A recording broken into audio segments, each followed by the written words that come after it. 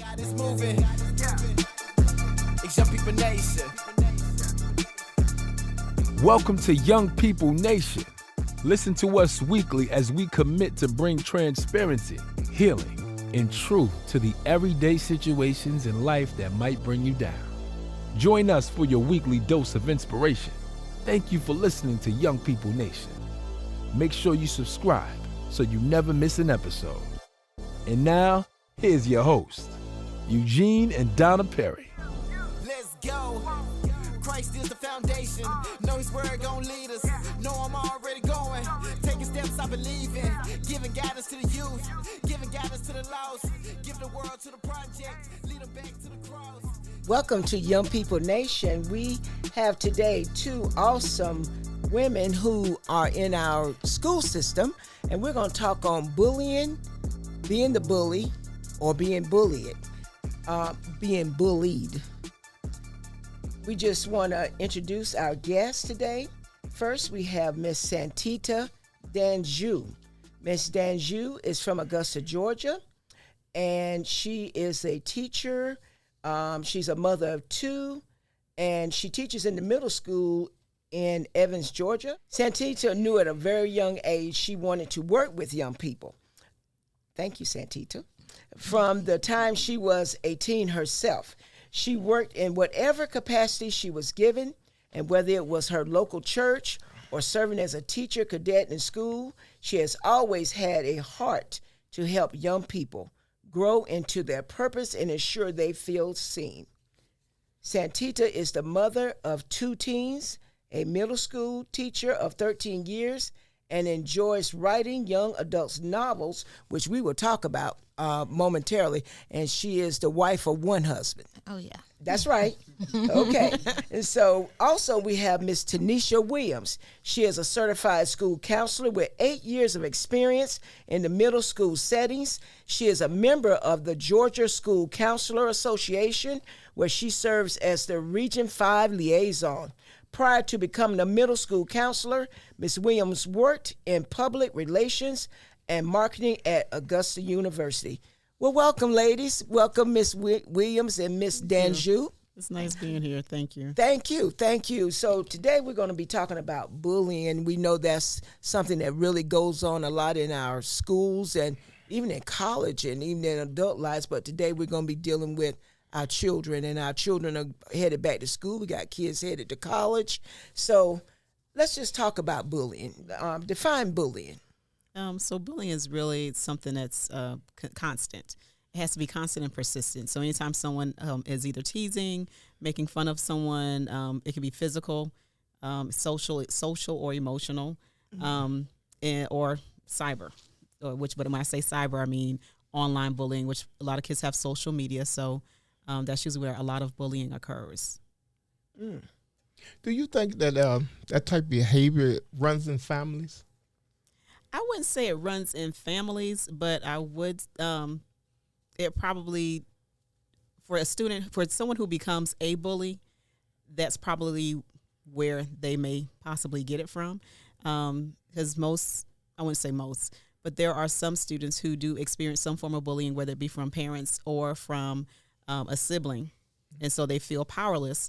So in order to regain that power, they'll go into the school and they'll find someone who appears to be weaker than they are, and then they'll begin to kind of basically reenact the behavior that has been modeled to them. Oh, wow. Okay. I know when I was growing up and all, we used to have a certain family, and every member of the family was mean. Every last one of them, and mean as a rattlesnake. and God plays tricks on you, in that way, because I found out they was kin to me. And so they were always invited to the picnic. I couldn't get away from them. Now, Ms. Danjou, you wrote a book called Invisible. Yes, ma'am. Based on a young lady who was a student. Let's talk about that. Yeah, the book Invisible does deal a lot with bullying. Josie is a product of bullying because she has like a lighter skin tone, and so she has a lot of self-image issues, and those self-image issues came from her bullies at school. And so besides all of that, you know, she has 2 siblings who are also being bullied. And now Josie's at a place where she has come into herself and she's learned some self-coping things to get through high school. And now in that book, she's trying to help her siblings out with that. In her family, like what Mr. Perry was speaking of, in terms of is it like a family thing? I feel like in Josie's case, it doesn't come from her family. And I feel like in a lot of cases, you know, she's looking to them to kind of help her deal with those issues from the past of being bullied. So, and your book was inspired by an actual student, correct? yeah, yes. So Josie's story is the foundation of it comes from what I experienced with a student that I had once that was being bullied. Oh my! Yeah. What are some of the warning signs of bullying or being bullied? Withdrawal is one of the biggest signs. Some social, when I say withdrawal, or isolation from family and friends. If it's physical, of course, marks and bruises. Students who don't want to come to school, like if they used to have a huge love of attending school, you'll kind of see their demeanor totally change when it comes time to if a student is, if a child at one point would rush out the car every morning or rush to the bus stop to get on the bus to go to school to see their family, well, not see their family, well, their school family, or to see their friends. And then it goes to not wanting to get up in the morning, not wanting to get in the car, not wanting to ride the bus, a lot of missing school, missing assignments. It's kind of like a child is doing a full 180. So if they go from happy-go-lucky 1 minute and then now kind of more depressed and withdrawn, then usually that's kind of like a warning sign of potential bullying. What about the person that's doing the bullying? Well, they can hide that pretty well. Okay. Okay. Wow. For a parent, if you're getting phone calls from the school or from teachers and they're saying like, hey, or the school counselor saying, hey, your child is doing this. I know sometimes most parents don't want to say, well, my child won't do that. Well, more than likely, I'm not saying that they're not doing it because you know your child better, but sometimes your child probably is out there doing what you never say never, but it's always worth the opportunity and worth the time to investigate to see what is fully going on before saying my child will never do that, because as soon as you say that, your child is out there doing exactly what you say that they would never do. Talk about it. When you come against these bullies and all, do you find that they be the older kids? Not necessarily. I don't think bullying has an age, really.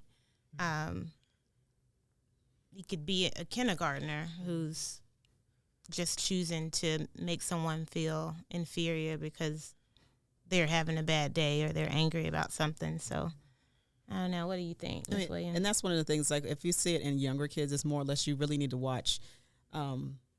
It's either something that they're seeing or witnessing at home, or if they just don't know how to cope. Because usually with kids that young, it's just a matter of a lack of coping skills. So if I am upset, or if let's just say I was 3 years old and I'm upset with little Johnny because he stole my block, but again, bullying is persistent. And when you see, I think more or less at that young age, it's not going to be persistent or constantly going on. It's going to be probably like a one-time thing. You'll probably see persistent or consistent actual bullying in older kids. So one-time thing, probably younger. Now, if you see a child that is constantly picking at another child at that young age, I think that's kind of rare. Not saying it doesn't happen, but I think that's more rare than anything. Then I really would kind of look at the home environment at that point. Okay. What's some of your experiences that you all have seen? I'm sure that it can go from what you explained, the behaviors of the withdrawals, to children going into self-affliction of cuttings and suicide. We've read about that. Yeah. Well, from experience, I find that from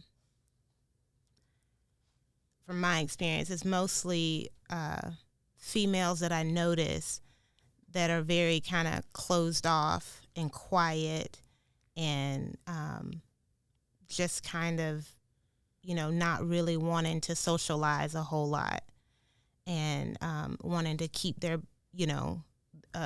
hood on or their sleeves pulled all the way down and covering up themselves so no one can see, certain parts of them, just being very self-conscious of their self-image. I've had a lot of experiences with young ladies who are like stepping back into this, I don't want to talk to anyone. I don't want to deal with anyone. I don't want anyone to see my face. I don't want anyone to be near me, type of personalities. And for the young men, you can see some of those. I've seen some of those behaviors as well. And it's a very dark and difficult time for them. And just being, aware and making sure that you're paying attention to your kids and how they're changing, the way they're doing things, I feel like is very important. I would say, teacher-wise, when I used to substitute teach, and this type of behavior and all isn't taught in the classroom to adults. Mm-hmm. Because stuff like this goes on and you don't have a clue when it's your first day at school, your first class, and you expect a model students to come in just like the book, and all of a sudden you got all these social media and other problems coming in your classroom. How difficult is it to cope with that? It's very difficult because you don't know what to say that will trigger them or upset them. And most times, kids don't want to talk about that. And because the classes we're constantly moving, constantly doing different things in the class. So it's kind of difficult to go up to a student and go, okay, what's wrong? You need to talk about something, even though, it may be a student that feels comfortable enough with me to talk to me. She can't talk to me right now. He can't talk to me right now because there's other kids in the room. So it can be very difficult, which is, what Mrs. Williams is there for. But as a teacher in the classroom, it's hard to try to find that time to help that student deal with whatever it is they're dealing with. I've had kids that would be in the classroom and just break down, and everyone sees it. So I say, okay, you want me to write you a pass to the counselor? No. Do you want to go to the restroom and get yourself together? Sometimes they'll agree to go into the restroom to get themselves together. And I'll send a student with them. You always want to make sure that someone else is going with them because you don't know where they are in their state of mind. But it's a very difficult situation to try to navigate. But and also by being a parent, you don't picture what the counselor and what the teacher have to go through with these difficulties, because you only got about 45 minutes for the whole class, and you talking about 30 people, and then they come in with all these other problems, but you're still charged with the school to fulfill your educational obligation. And then you have all these problems, and all of a sudden the bell rings and you got another class. And whatever homework or whatever other thing you have to do, you're charged with that. Whether your class, because you're charged with making the grade, passing the equivalency tests and all like that with these students. And teaching is a tough job. Well, one of the things that what you go along with what you just mentioned about a child, like the academic part. If a child is not socially and emotionally fulfilled, those needs aren't met, then the academic part is going to be out of the way. I mean, they're not going to be able to learn. Because if you think about you like how your own, like if you're hungry, right? are you really going to want to talk to anybody? Or I say hangry. So, hungry and angry, right? So, yes, so you're angry. You're not Yeah. going to want to do anything. So it's just kind of Right. like your basic needs must be met before you're going to be ready to perform academically. Right. Mm-hmm. So true. Oh my goodness. And I'm sure, because just talking with you ladies, I know you have a heart for what you do. So to watch a child that you have to let go of, you have to let go, but yet and still, like for you, Miss Danjou, you apparently touched Jody's life for her to reach back out to you. Right. That's the mark. Am I correct? As a Yes. teacher? Yeah, that's like one of the most rewarding things to me. Like, I wrote the book Invisible, not really thinking through like what will happen after. But the young lady that really inspired me to write it was having a very difficult time with bullying, with self-image issues, just social issues altogether. And to know that she read it and can, reach back out to me as an adult now and say, I wish I had this book when I was dealing with all of that. Wow. That means a lot. And that if she was the only person to read it, I'm just grateful for her reading Yes. it. Yeah. Yes. And the person that do the bullying, that you've witnessed, is it like a mental rush for them? And underneath they're dealing with some form of insecurities and they're trying to control that? I don't know if there's necessarily a rush, but I do know that it is they are, because I always tell kids, I was like, if someone is harassing you or bullying you, then more than likely they are feeling insecure about themselves. They are having some other issues. And so you kind of just have to, it's just the fact that there's something that they're missing, and they're not able to cope with the frustrations that are going on in their personal life. So they will take it on somebody else. And so because of that, you just kind of have to, it's not that child's responsibility to cure the bully, but it is that child's responsibility to let an adult know so that the situation can be handled so they're no longer faced with being bullied. Right. I just thinking about that, going back to Invisible, in the book, Rowan is the bully of Josie. Okay. And Rowan is dealing with situations at home, just like what Mrs. Williams was speaking about. Her parents are about to get a divorce, and she kind of is taking that out on the first person that she could at school. And a lot of times it's like she said, it's an outlet. It can be an outlet for the bully. Like, they have this frustration, and so someone's going to have to deal with that frustration that's in their environment. And Okay. So what advice would you give parents in these situations as we come to a close in our first session? So if you believe your child to be bullied, then please, especially go to the school, reach out to the administration or the school counselor, someone who is an authority figure, and so that they can kind of if you have an opportunity to meet with them to discuss the issue, especially because if we're talking about bullying that's going on in school, talk with your administration, talk with, or even if you don't feel like you can reach out to the administration, talk to one of your child's teacher, especially the teacher who is going in, whose class that the bullying is happening in. Reach out to the counselor. We are here. School counselors are in the building. We are here to help. And that's one of the things that we're very passionate about and we kind of know a lot about. And we will do whatever we need to do in order to make sure that your child is safe. If your child is a bully, do the same thing. Yes. Do the same thing. Reach out to your administration and say, hey, look, I know it's been reported to me that my child has been bullying this other child in your building. What can I do? Search for those resources. Don't be ashamed just because if your child is a bully, just own it. My child is a bully. I don't, and most people say they don't know where they get it from, but they do. So, but even if you're going to say you don't know where they're getting it from, that means that there's something deeper that needs to be discussed and it also needs to be handled. The school has a lot of resources. Our social workers are available, so we can kind of just reach out to the school and we will do everyone in the school building is about the child's safety.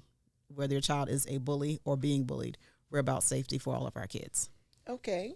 And Go ahead, man. I would say also, like, create that open communication with your kids. Yes, definitely. You have to create those times where you can spend time with your kids and talk to them, because believe me, you will find out a lot just through, taking them out, to get the ice cream or having a family game night. Checking their social media. Yeah, just talking to them about their friends, creating a conversation, because if they're being bullied, that conversation will develop into something where you can find out, if they're having difficulty at school.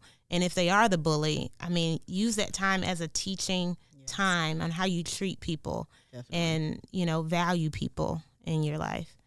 So. Okay. Any closing comments? Well, before the closing comments, we just always like to give out resources. As you heard, Ms. Williams gave out a great resource. Ms. Danjou gave out resources. Of course, we have this new 988 hotline. Also, we have the website stopbullying.gov. We have a crisis text line. Text home to 741-741. And this is a support at your fingertips for 24/7. Is there any closing comments? Remember, this is Young People Nation, and there is always hope. Let's go.